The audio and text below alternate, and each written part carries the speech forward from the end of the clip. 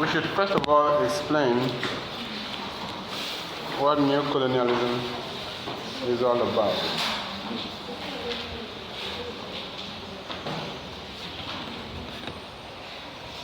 Neocolonialism is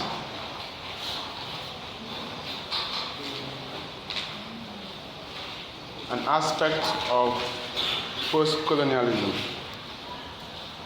Neocolonialism is a post-colonial phenomenon.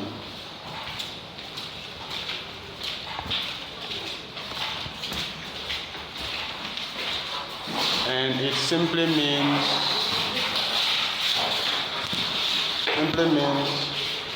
a continuation of colonialism.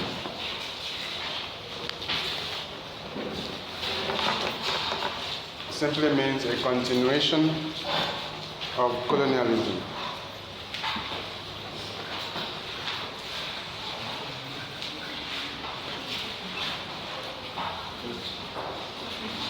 So the term neo means new.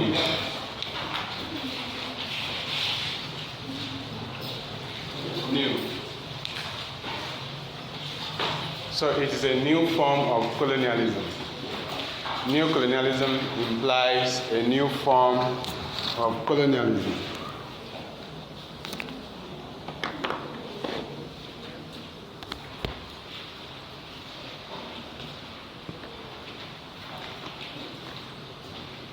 It is understood in terms of how colonialism continues to function, even in the post-colonial era. It's understood in terms of how colonialism and its structures continue to function, even in the post-colonial era. Even after we thought that the white man had departed, we still subscribe to the white man's system. That is neocolonialism. It's a new form of colonialism made possible by the structures that the colonial masters put in place and left behind in the post-colony.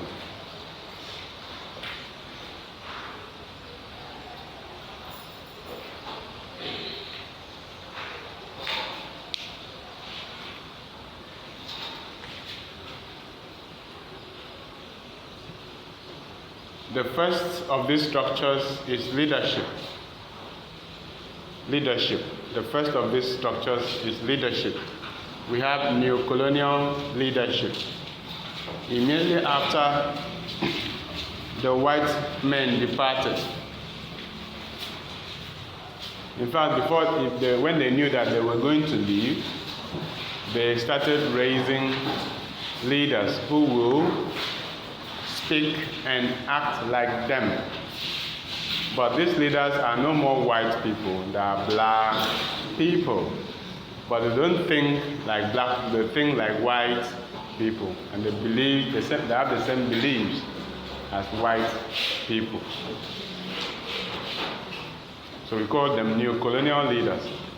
They buy wholesale everything the white man tells them, they believe.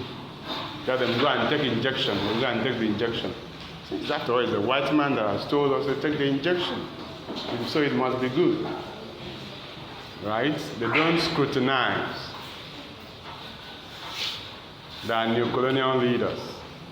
They were the servants of the white men. They used to cook for the white men.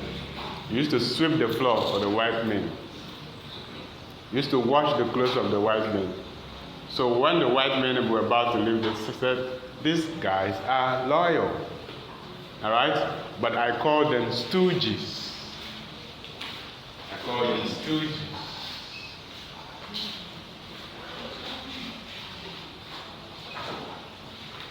Stooges.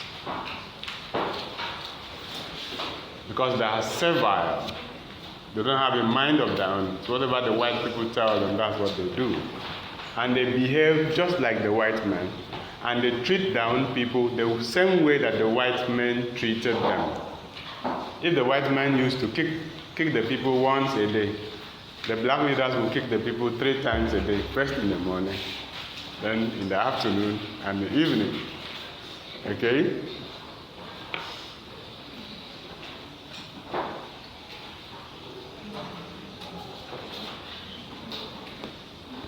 So the white people left these neo-colonial leaders as our leaders, so that they represent white people's interests, even when white people are no longer there. Even when the colonial masters are no longer there, these neo-colonial leaders represent them. They now wear the face black. They have black faces, but they are white in their mind, in their inside, in their education, and in everything. So the question I will ask you then is there any difference between colonialism and after colonialism? No, because of the neo-colonial leaders. Okay? The neo-colonial state mimics the structures left behind by the colonial masters. That's what happens in the neo-colonial state. The education system remains the same, the judiciary system remains the same, the economic system remains the same.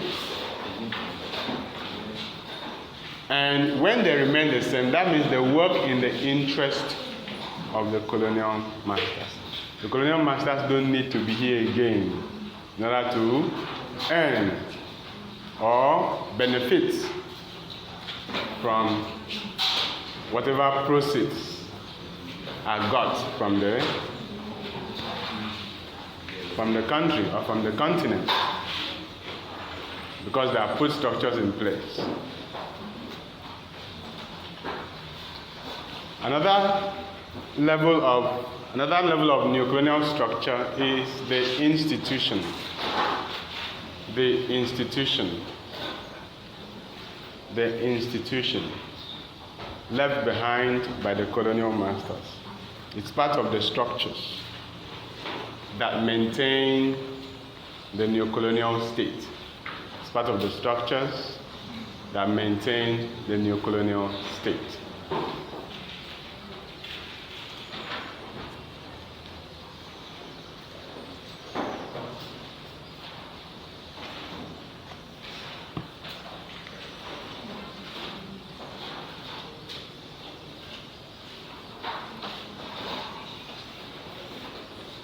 These institutions could be religious, they could be educational, they could be cultural, they could be social in nature. These institutions could be educational, it could be economic, could be cultural, could be social.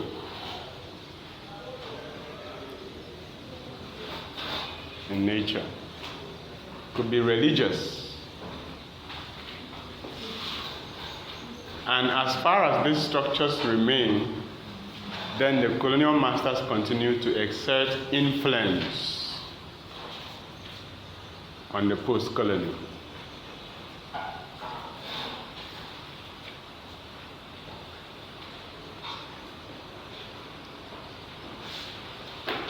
They don't need to be here anymore to manipulate us. All they need to do is to leave the institutions behind. Allow the leaders to keep the institutions intact. Nothing will change. It's still the same thing all over again.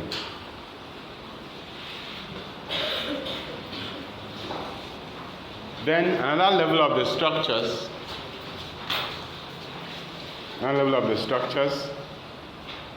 will be in the existence of multinational companies. The existence of the multinational companies in the post-colony. The existence of the multinational companies in the post-colony. the existence of the multinational companies in the post-colony.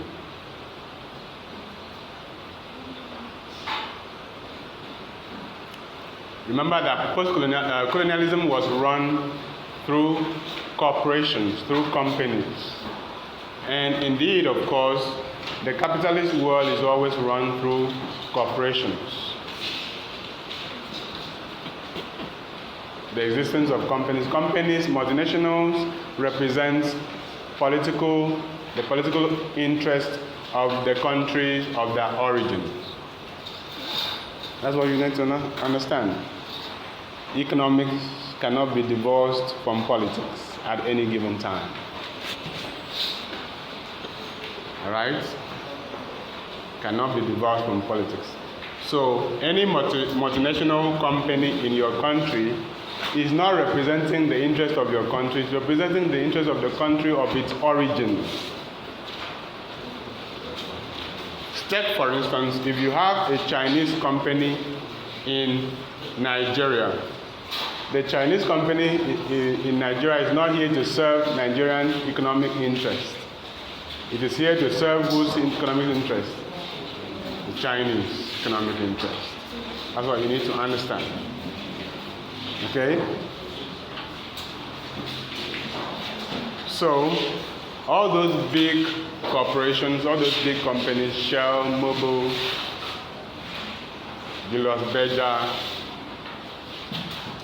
they come into the country. Their aim is to make money. And when they make the money, where does the money go back to? The money goes back to the country of origin. So that is another index of neocolonialism in the post-colony. Because remember, colonialism was run through companies, the existence of companies. And these companies represented the interests, the political and economic interests of their countries. And after colonialism in the neocolonial state, multinational companies continue from where those colonial companies stopped. So you need to understand this.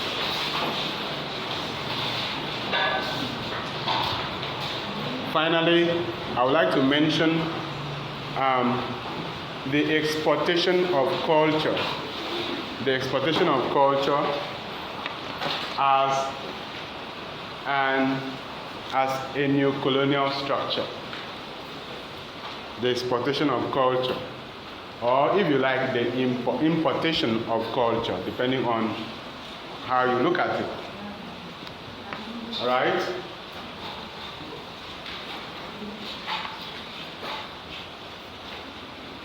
Remember that culture is the totality of the people's way of life.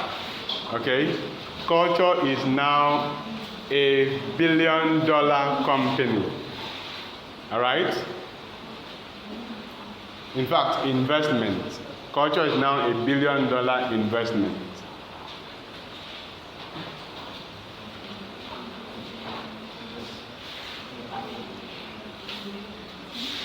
So once a people imbibes a foreign culture, they are going to pay for it.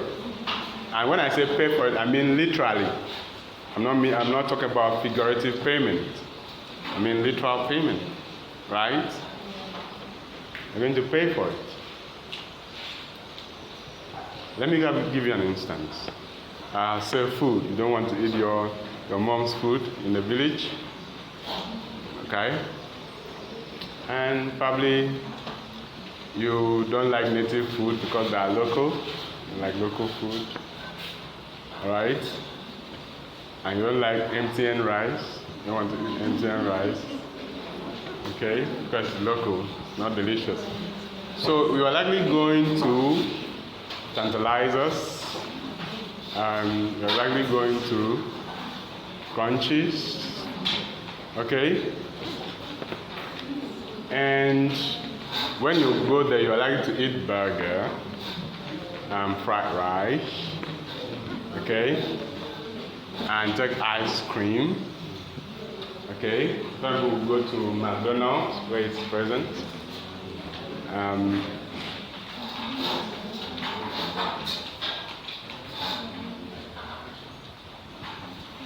Or this place that they sell special chicken. They are known for chicken only.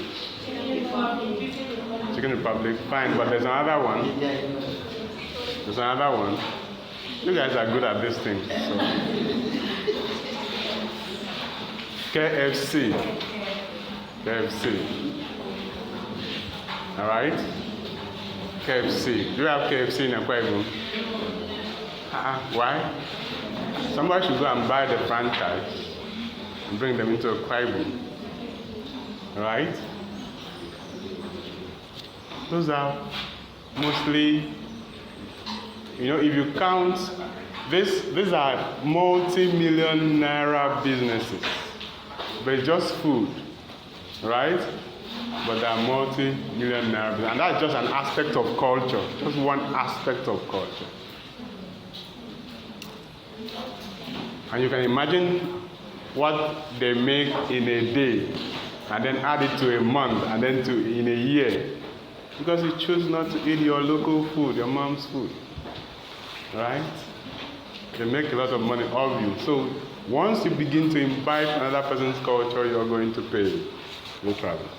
So culture is a neo-colonial structure. If it's imported, if you allow it to be imported, okay? Allow it to be imported, you're going to pay for it.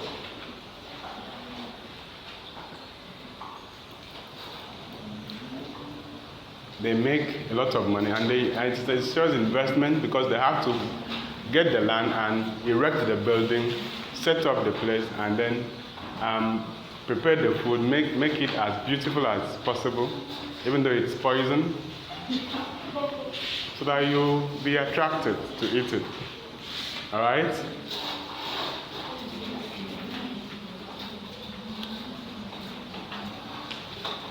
Even though it's not good for you in the long run, your native food is better. Fufu, gari, eba.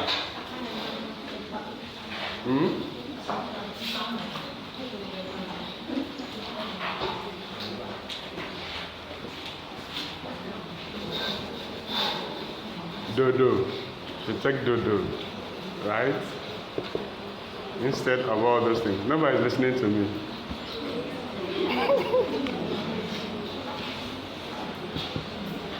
Beans, dodo, rice, native rice, right?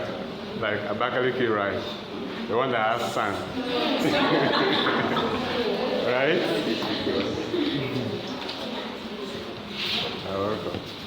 Okay, so let's not talk about food. Let us look at clothes. That's another aspect of culture. Just clothes. Right? You don't want to look at food, just look at clothes. You don't want to wear your native dresses because you're Americana. You understand? You like to dress like those actresses in America. Okay? You're going to pay for it because the clothes are going to be imported from America and you're going to pay with foreign exchange. And you can imagine the amount of money that is taken back to America by those who do that business. Just because you choose to go to a bar and select materials, local material, to put on. We're not joking here. It's a serious issue. It's what's affecting our economy. Okay?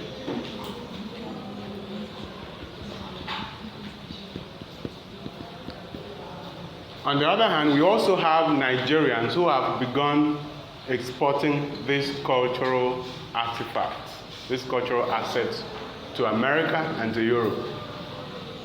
Okay? Because there are more Nigerians now in America, more Africans now in these Western countries. They might need African restaurants, Nigerian restaurants. Okay? That's the kind of counterculture. So if they happen to be one, they usually make a lot of money too. So you could see the reverse. If you have the business sense and the idea because it's still money, it's still business, but now the Nigerian culture is being exported to those countries through food, sometimes through dress, through textile. That's what we are talking. So they should not only, I wish we could have the cultural reawakening to know that it makes a good economic sense to stick to your culture. Then that way you will save a lot of foreign exchange. Culture is now a new colonial project. That's what you need to understand.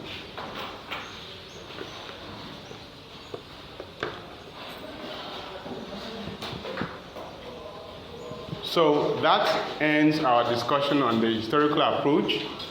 You can discuss the African novel from the perspective of the pre-colonial history, colonial history, and what? Post-colonial history. And under post-colonial history, we can talk about the neo-colonial history. Because neocolonialism defines how we understand post-colonialism in contemporary times.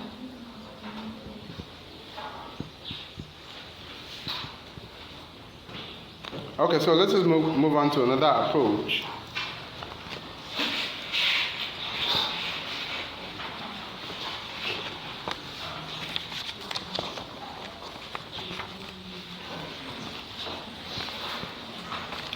Let's just look at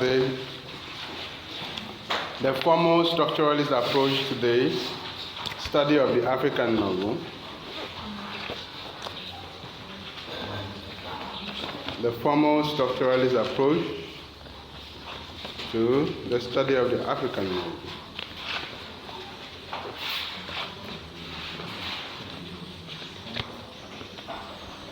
In this approach, we combine the principles of formalism and structuralism.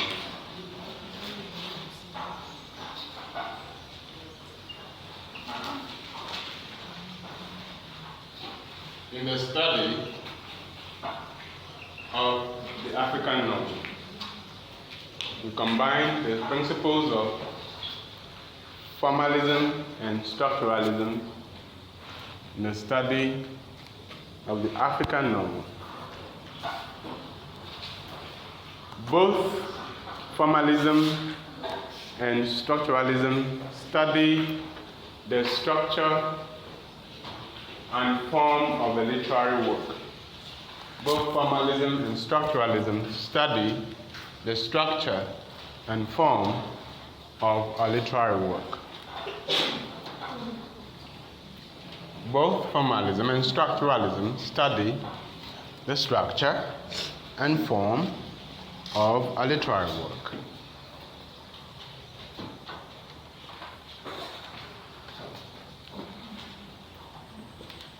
This means that they pay attention to the language of the text.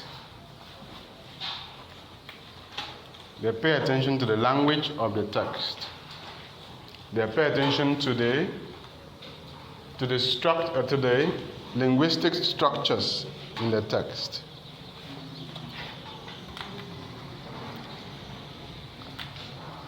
They pay attention to the linguistic structures of the text.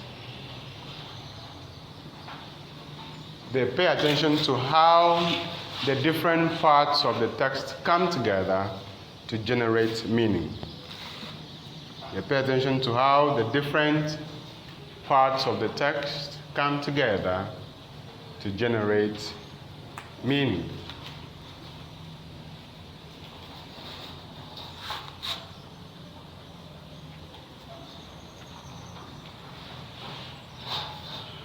In both approaches,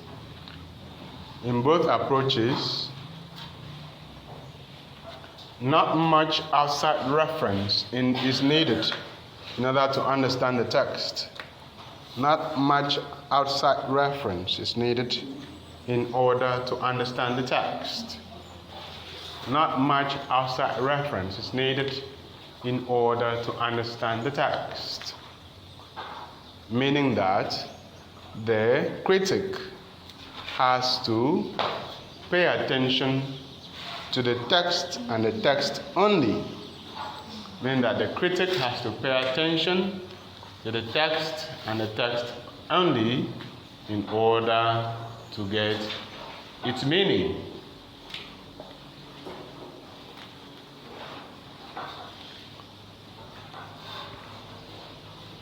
So when these approaches are combined, we have the formal structuralist approach and the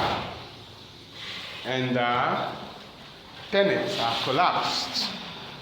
When these approaches are combined, we have the formal structuralist approach and the principles are collapsed into one. And the principles are collapsed into one.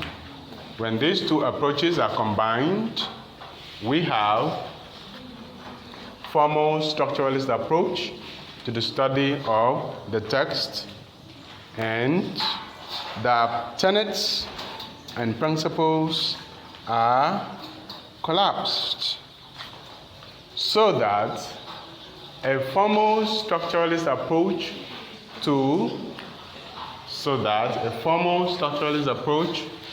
to the study of a novel will have the following headings.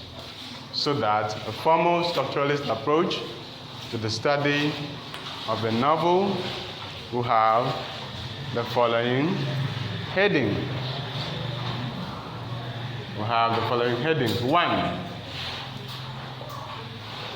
One, author's background.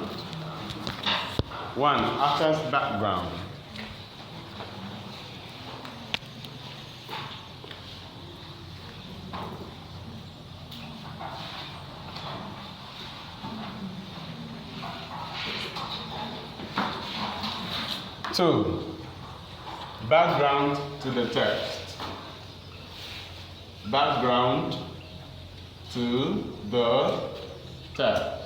To the novel.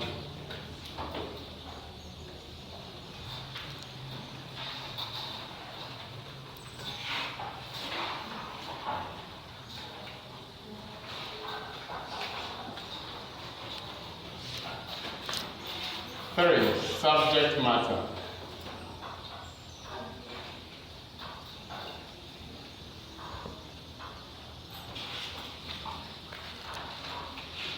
Four, plot and plot summary.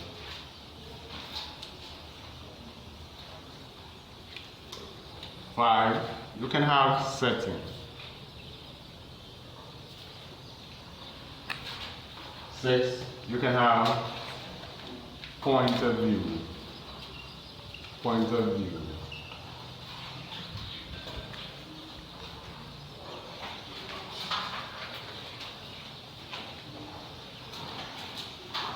You can have themes.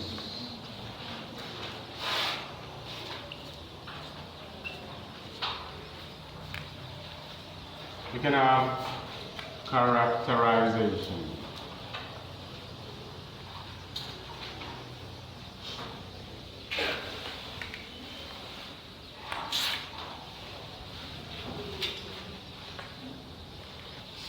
You can have 9, language and style.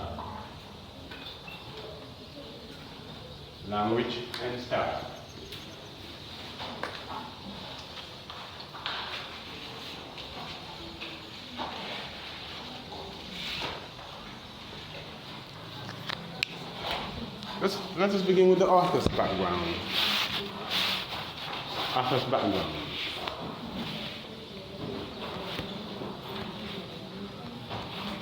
It is important for us to know some pieces of information about the author.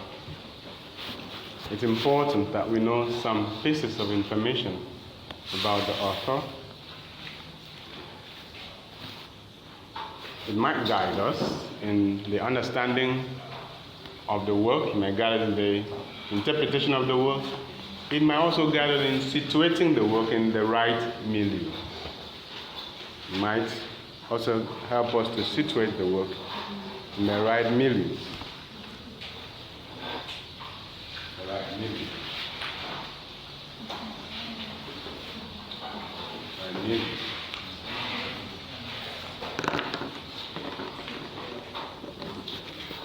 We would like to know who the author is, where he or she was born, where he or she is staying now, the author's education,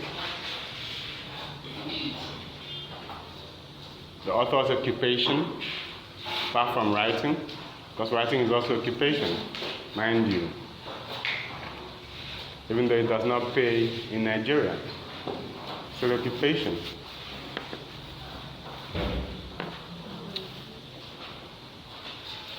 We can also look at the other books that the author has written. Look at the other books that the author has written.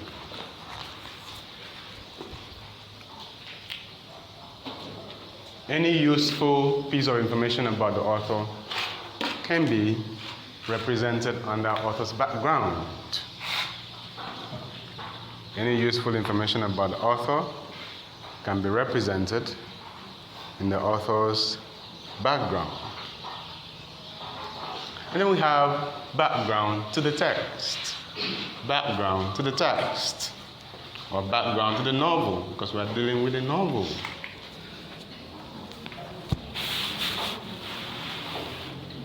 When we talk about background to the novel,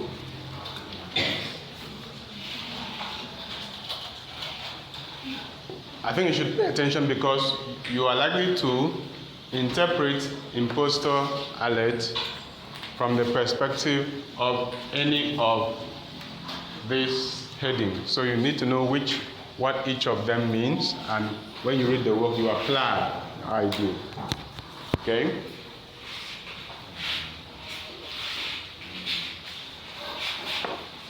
So the background to the text refers to any event or situation in society that must have prompted the writing of their literary work. Any event in society, any situation in society, any circumstance in society that must have informed, that must have motivated the writing of the literary work. Most times, a mere reading of the text gives you or yields the background to the text. A text could have been informed by war. A text could have been informed by war or any other event in society.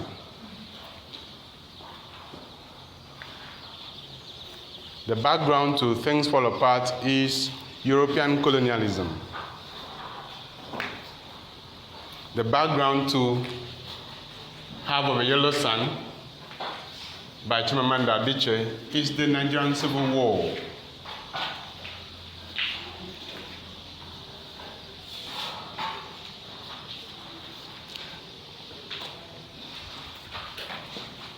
The background to Why Not the Carry Last by Dede Oseyande is the failing morals in society. So a mere reading the text could give you an idea about the motivations in society, the societal motivations for the text to be written.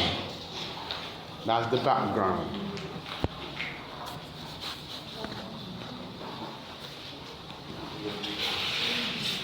A text can have just one background. Some can have 3 levels of background. Some can have 2 levels of background. Right?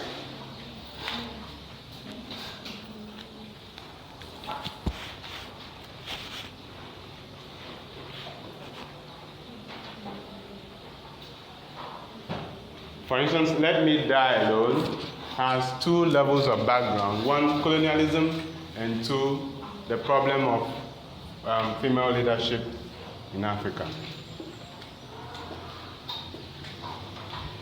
So you need to read the text, and if you're asked discuss the background to this text, you will not be found wanting. You read the text and you know what the background is. Let me move on to subject matter.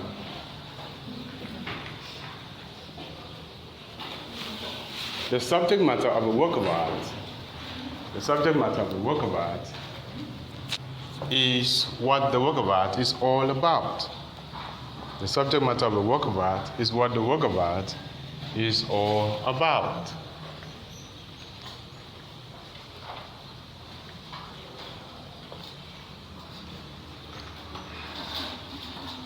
It is different from the theme because the subject matter can be stated in one or two expressions.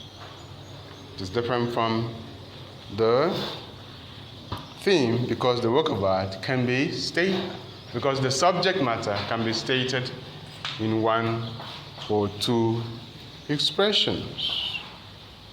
One or two expressions. One or two sentences.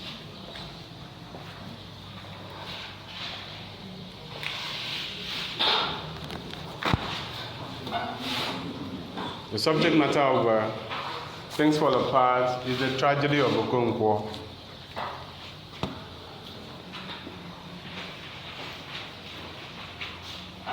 The disruption of the society's progress through foreign interference. The disruption of the society's progress through foreign interference.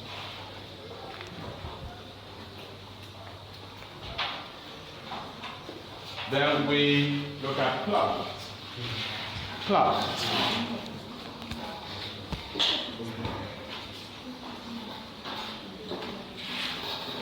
Plot refers to the sequence in which a story,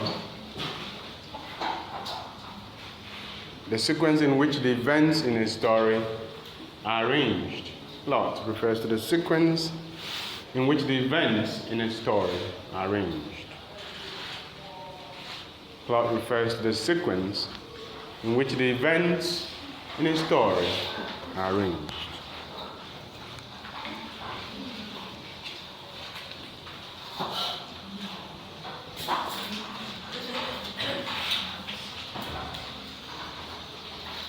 When you are asked to discuss the plot of the work, you're not being asked to merely tell the story. You are being asked to state the plot structure, the plot type, first of all. So we have two types of plot. We have two types of plot. We have two types of plots.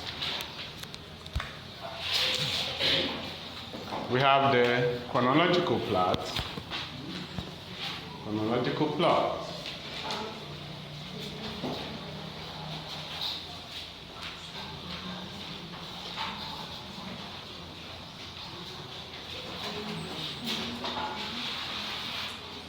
And non-chronological plot.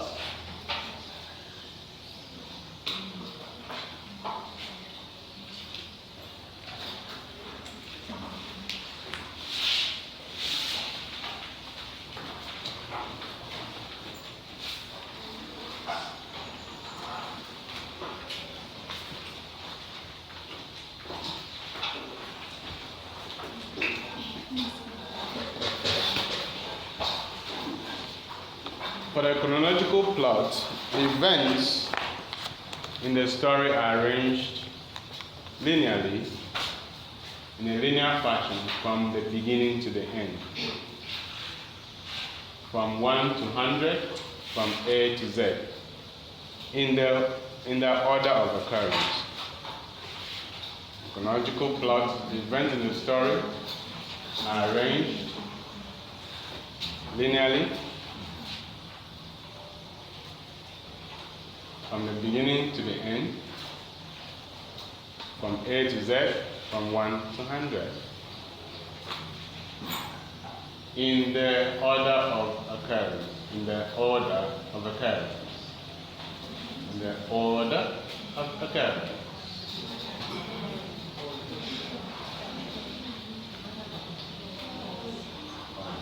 In the order of occurrence.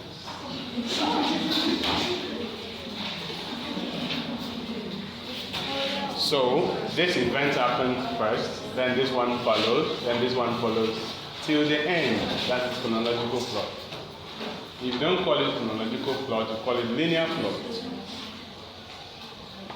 You don't call it chronological plot, you call it linear plot.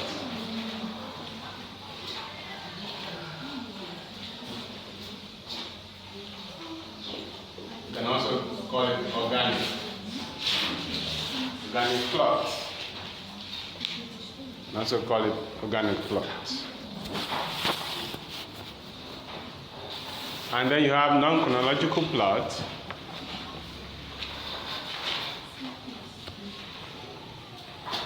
In which the events are not arranged in the original order of occurrence. In which the events are not arranged in the original order of occurrence.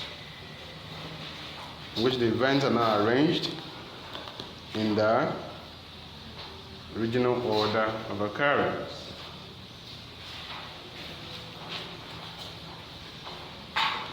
In non-chronological plot,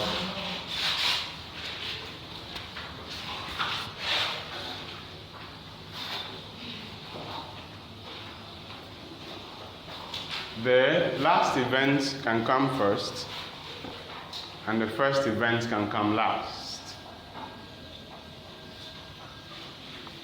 The last event can come first.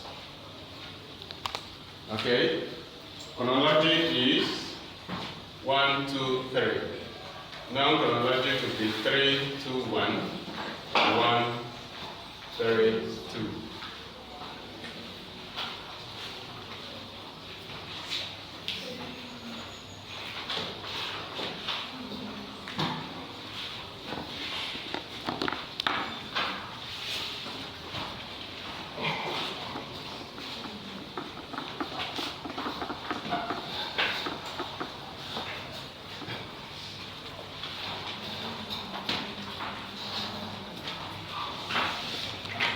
If the events begin in the middle,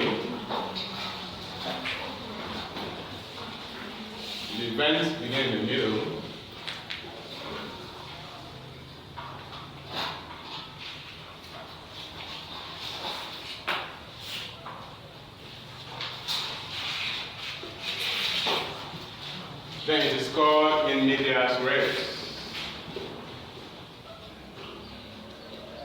Medias res. Events begin in the middle, it is called in medias res.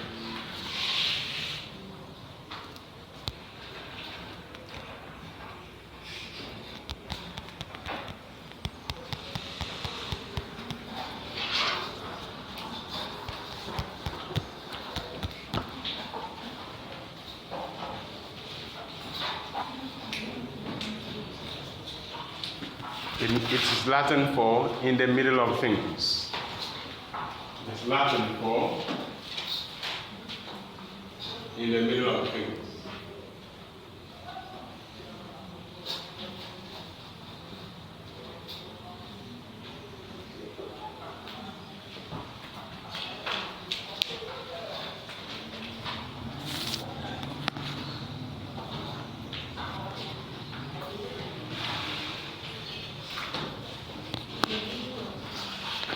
The plot of the story is usually crafted. The plot of the story is usually crafted. The plot of the story is usually crafted. That means it is constructed. It does not happen by time.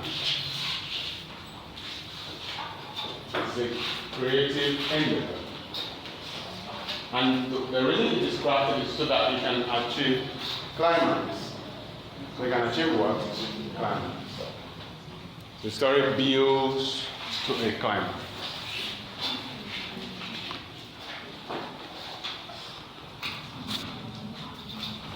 which is the highest point of tension in a work of art. Climax, the highest point of tension in a work of art. If the plot is not well built, it can result in an anticlimax. So to have climax, you have to build the event from the least important to the most important. From the least serious to the most serious. Alright? From the least shocking and surprising to the most shocking and surprising. That's how authors build climax. Construct their plots.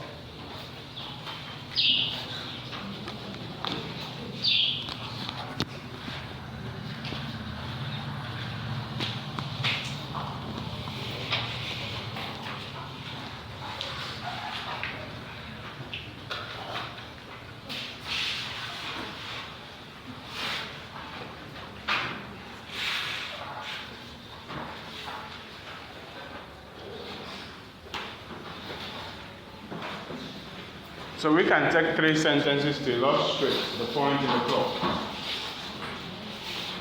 Sentence 1.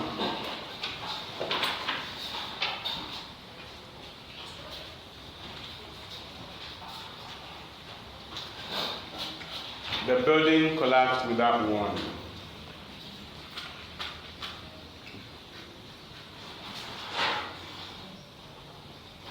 The building collapsed without warning that afternoon. The building collapsed without warning that afternoon.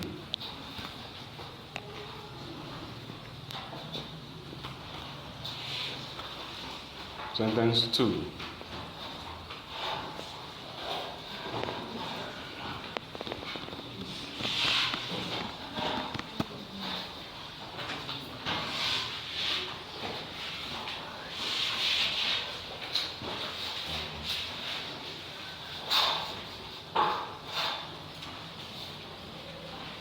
About 100 workers were trapped.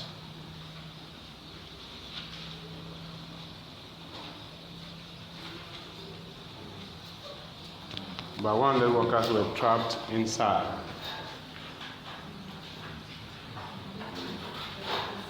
About 100 workers were trapped inside. Sentence 3.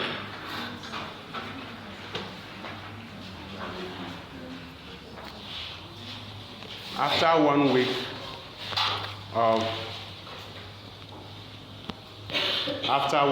of rummaging through the wreckage,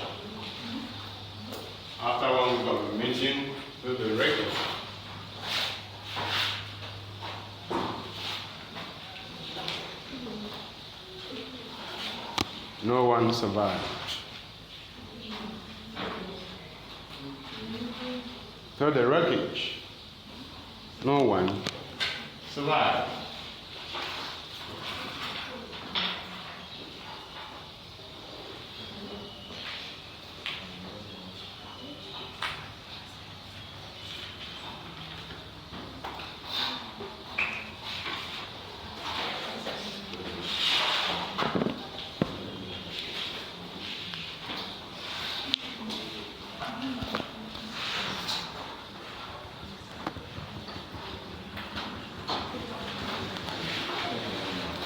So, I want a gentleman to tell me whether the plot in that story is chronological or non-chronological.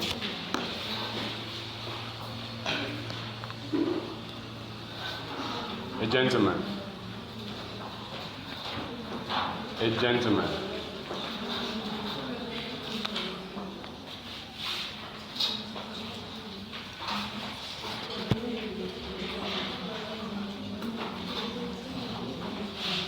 Are there no gentlemen in the house? So no gentlemen in the house. Is the story chronological or non-chronological? Should I go and ask the gentle ladies?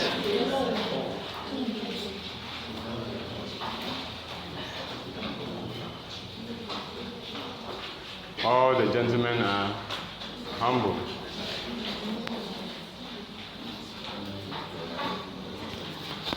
You have an opinion, you should let your opinion known.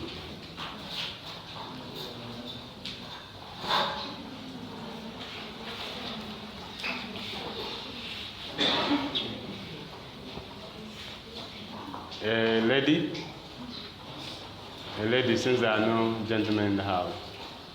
A lady. Sentence 3.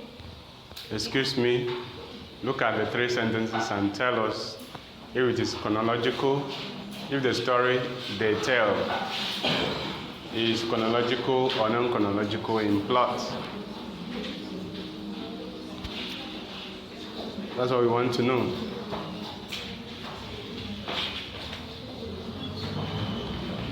Okay? It's chronological Why? because it starts from the building collapsing and the people being trapped. Then the end, the realization is that all done. So it's chronological. Beautiful. That's good. That's good. That's good. It's chronological. Okay? This building collapses first, traps people, and then all perish after 1 week of searching unsystematically for them. And to have the sense of the story. Okay, let's take another one. Probably we use that to round up the class. And this time around, we go to the lady. The ladies, yes, the guys. Sentence 1. Sentence 1.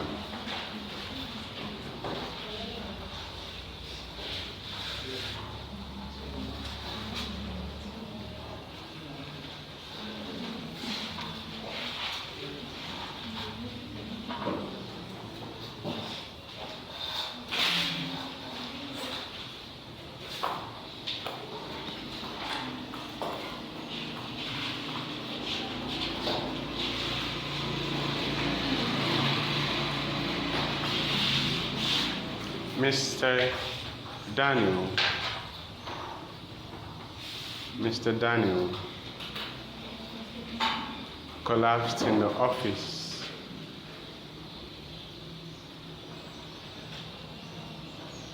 that afternoon.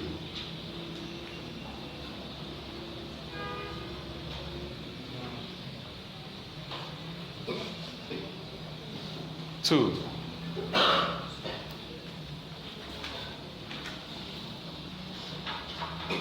He was rushed to the hospital where he died. Was rushed to the hospital where he died.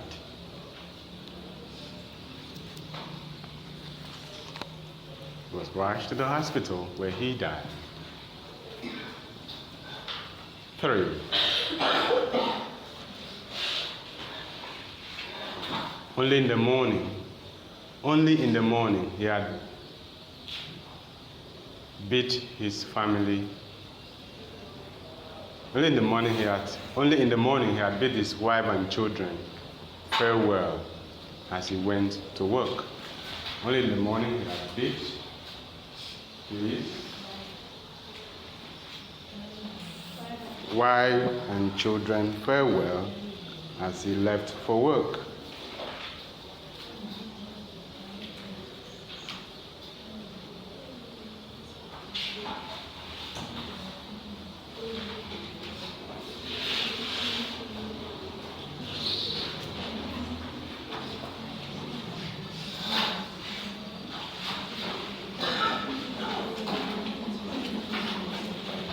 So, what is the plot structure?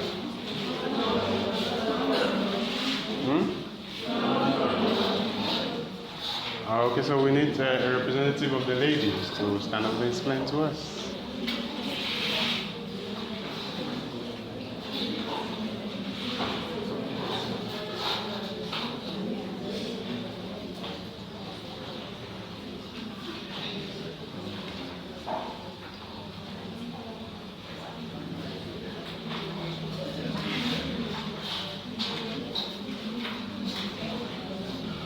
a representative of the ladies should stand up and explain to us why it is non-chronological.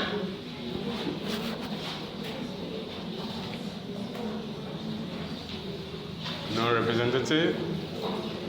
Maybe we should appoint a representative.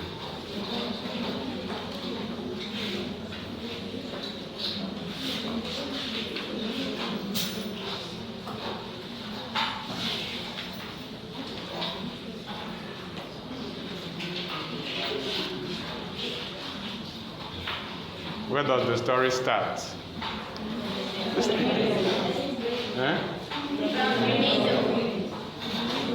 So the beginning of the story is the end, right? So why is it difficult for someone to stand up and speak? What's the problem? You're shy? Okay, you guys are humble people.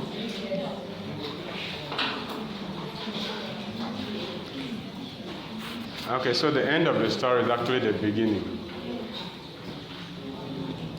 And then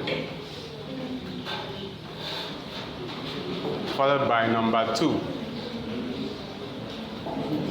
And then followed by number 1. Followed by number 1. And then number 2 is the end of the story. Number 2 is the end of the story.